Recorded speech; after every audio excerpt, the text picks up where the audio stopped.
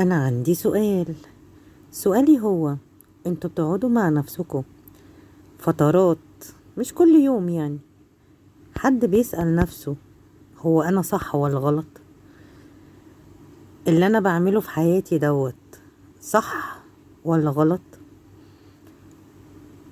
ولو وصلتوا لمرحلة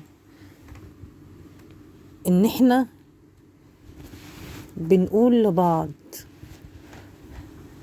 كل واحد بينصح بتجربته هو، ده لما بتيجي تتكلم مع أي شخص تاني، لكن انت لما تيجي تتكلم مع نفسك في حاجات كتيرة. أكيد احنا مش ملايكة.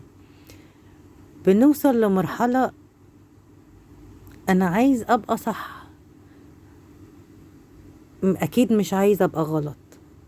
لما بتوصلوا للمرحلة دي بتصارحوا نفسكوا بجد بالحقيقة ولا لأ؟ وبتحاولوا تصححوا أخطائكم ولا لأ؟ هستنى منكم الإجابة بسرعة.